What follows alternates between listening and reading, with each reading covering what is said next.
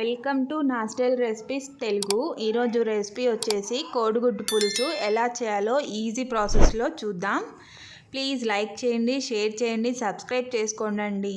Videos అనేది కొంచెం తొందరగానే పోస్ట్ చేస్తాను, కొంచెం రెగ్యులర్గానే వచ్చేటట్టు చూస్తాను. Thank you. ఇప్పుడు ప్రాసెస్ చూద్దాం ఎలా చేయాలో. 2 స్పూన్ల ఆయిల్ హీట్ అయినాక నేను 3 ఉల్లిపాయలు యాడ్ చేశాను, ఇలా సన్నగా కట్ చేసినవి.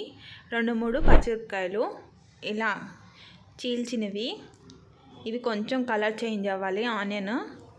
ఆనియన్ కలర్ చేంజ్ అయినాక 1/2 టీ స్పూన్ పసుపు, మీ టేస్ట్కి తగ్గట్టు సాల్ట్ చూసి యాడ్ చేసుకోండి. ఇవి ఒకసారి మిక్స్ చేయాలి, వీటన్నిటిని కలపాలి. ఇలా ఫ్రై అయిపోయినాక, ఇలా కలర్ చేంజ్ అయ్యి ఫ్రై అయిపోయినాయి కదా, దీంట్లో ఒక నిమ్మకాయ సైజ్ అంతా చింతపండు రసం యాడ్ చేస్తున్నాను.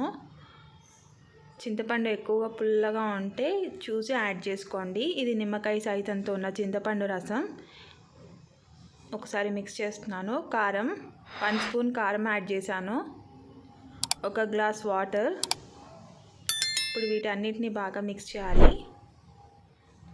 ఇలా మరుగుతున్నప్పుడు కొంచెం చిక్కగా అయింది కదా, థిక్నెస్ అనేది వచ్చింది కదా గ్రేవీకి. నేను ఆల్రెడీ ఎగ్ కొంచెం ఫ్రై చేసి పెట్టాను ఆయిల్లో, అవి యాడ్ చేస్తున్నాను.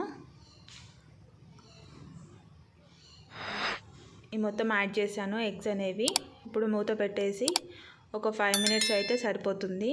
కర్రీ చూసారా, ఇలా ఆయిల్ పైకి తేలుతున్నప్పుడు మన కర్రీ రెడీ. మీకు థిక్నెస్ కూడా అర్థమవుతుంది.